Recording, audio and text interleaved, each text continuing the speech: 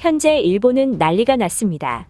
일본인들은 발작을 하며 일본은 너무 멸시당한다. 미사일 기지 같은 걸 만들어 언제든지 가라앉힐 수 있게 해야 한다. 일본 같은 나라, 미국 없으면 얼마든지 분할 해체되어 버리는 나라라는 걸 국민 전체가 잊어서는 안 된다 등의 분노와 좌절이 뒤섞여 있는 목소리를 내고 있는데요. 현재 일본이 이토록 뒤집어진 이유는 중국과 러시아의 군함 열척이 일본의 해협을 위협적으로 통과했기 때문입니다. 해당 해협은 스가루 해협으로 일본의 빈틈이라고 불리기도 할 만큼 매우 좁은 공간을 보이고 있는 것이 특징이며 이 사이를 지나간다는 것은 영의 침범으로 보일 수도 있을 정도인데요. 그런데 저 비좁은 공간 사이에는 아주 작은 공해가 존재하기 때문에 중국과 러시아는 그 점을 노려 군함을 통과시킨 것입니다.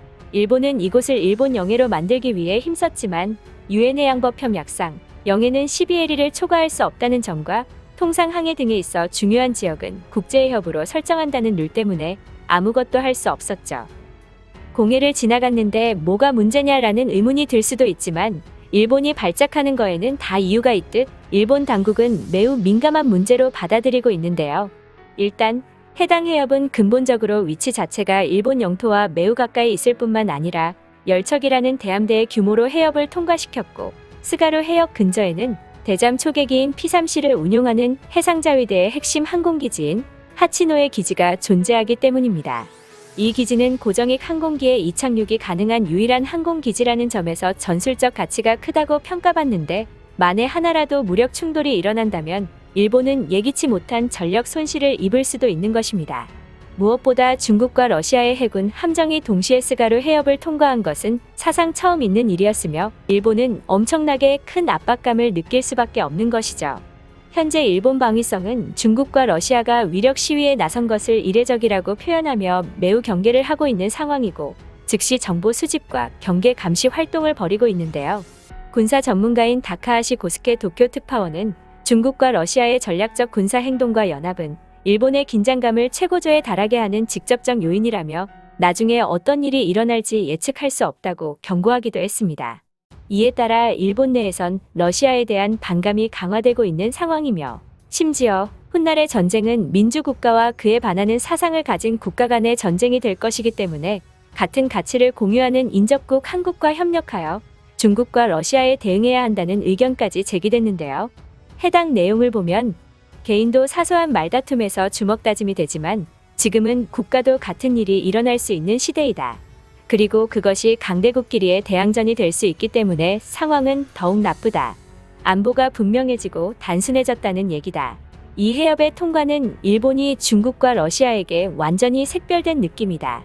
국내는 선거로 떠들썩하지만 그것보다 더 중요한 향후 생사를 가르는 국방의 과제가 자리 잡고 있다. 몇몇 사람들은 스가루 해협은 국제 해협이기 때문에 별 문제가 아니라고 하나 우리는 여기서 중국과 러시아의 친밀함에 주목해야 한다. 두 나라의 해군 함정이 조밀한 일본의 해역을 연합해서 통과한 것은 역사상 처음이다. 이것은 대만의 민주적 가치가 위협받고 있는 시점에서 민주국가 대 전제국가의 구도가 뚜렷해지고 있는 것이다. 역사는 반복되듯이 러시아는 호시탐탐 장기전으로 홋카이도를 노릴 것이다. 과거에 일본의 두 차례의 큰 전쟁이 있었을 때도 러시아 군함은 일본 연안을 떠돌면서 국민들의 생사를 위협했다. 홋카이도 인근 해역에서 일어나고 있는 일련의 사건들은 러시아의 심기를 불편하게 만들고 있다. 어쩌면 중국이 대만을 침공하는 동시에 러시아는 홋카이도를 침공할지도 모르는 일이다. 자민당은 혼슈와 홋카이도 사이에 있는 해협을 러시아와 중국 함대가 통과했는데 아무것도 할 수 없다. 총재 선거나 중의원 선거의 파워게임에만 집중하고 있을 뿐이다. 만약 일본 자위대의 배가 사할린 그네를 항해한다면 러시아군은 일본을 공격할 것이다. 기시다 수상의 존재 의의는 이러한 때야말로 영의, 영공의 특례 폐지를 나타내어 국제에 어필하는 것인데 할 수 있을까? 불행히도 아무것도 할 수 없다. 대항할 수 있는 힘이 없기 때문이다. 그렇다면 일본은 어떻게 해야 하나? 당연하게도 일본은 향후 생사를 가르는 국방 과제에 대비하여 강력한 힘을 길러야 한다. 강력한 힘이라는 것은 일본의 독자적인 힘을 말하는 것이 아니고 일본 혼자의 힘으로는 상대할 수 있을 리도 없다. 러시아와 중국이 연합하듯 일본도 군사적으로 연합해야 할 강력한 나라를 찾아야 하는 것이다. 현재의 안보 위협이 과연 미국에 의존한다고 해결될 문제일까? 미국은 자국의 안보를 그 어떤 것보다 중시하는 나라다. 미국이 만한 전쟁에서 이라크를 40일 만에 박살냈는데도 10년 뒤 다시 붙은 전쟁에서 장기전으로 끌고 간 것은 미국 내에 어떤 정서가 자리 잡고 있는지 짐작할 수 있게 해준다. 미국이 중국과 러시아의 본토가 위협받을 수 있는 시점에 다다른다면 이미 일본에 대한 방위는 뒷전일 것이다. 그렇기 때문에 일본은 더 강력한 연합체가 필요한 것이고 그중 하나가 인접국인 한국이다. 자민당은 한국과 무력 충돌이 일어날 정도로 관계를 나쁘게 만들고 있을 때가 아니다. 오는 날에 대비해야 한다. 한국의 지리적 위치와 군사력은 일본 방위에 절대적으로 중요한 요소로 작용한다. 한국의 존재 하나만으로 안보 위협에 대한 부담이 대폭 줄어들 수 있다. 중러군의 속수무책으로 당하지 않으려면 어떻게 해야 하는가? 주변의 육해협을 지켜야 한다. 주변에 육해 공해 부대가 많이 증설되어 있어야 하고 물론 최신식 미사일도 배치해야 한다. 이러한 맥락에서 월등한 적지 공격 능력을 갖추고 있는 한국은 일본 안보에 더 없는 이점을 제공한다. 다시 말하지만 훗날 민주국가와 전제국가 간의 대립은 더욱 심화될 것이다. 일본은 한국과 진정으로 공통의 가치를 공유하는 단계까지 관계를 재정립하여 중러에 대항할 수 있는 군사적 시너지를 만들어야 한다.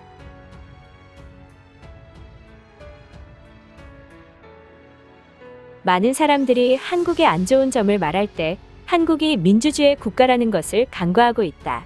중국과 러시아라는 적 앞에서 보면 한국과 일어나고 있는 갈등은 아무런 문제도 아니다.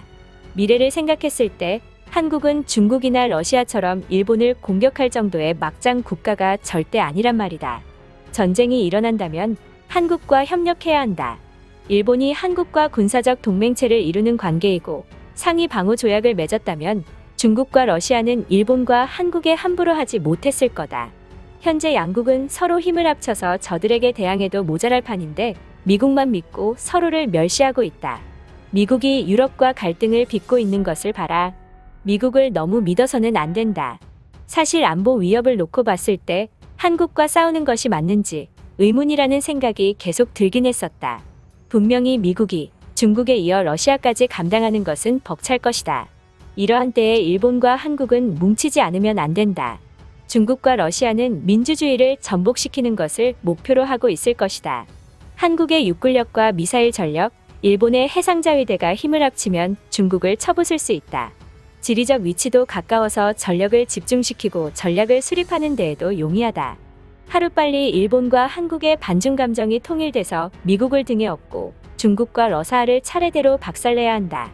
권력과 정권 유지에 눈이 멀어 있는 자민당의 상태가 변하기 전까지 한국과 협력하는 것은 무리다. 어쩌면 자민당은 다케시마를 진짜로 원하지 않을 수도 있다. 자민당은 국내 이슈를 외부로 돌릴 때마다 다케시마를 이용한다. 이쯤 되면 지지층의 이탈을 방지하려고 다케시마를 수단으로 이용하고 있는 것 아닌가? 이번 영상은 여기서 마치겠습니다. 끝까지 시청해 주셔서 감사합니다.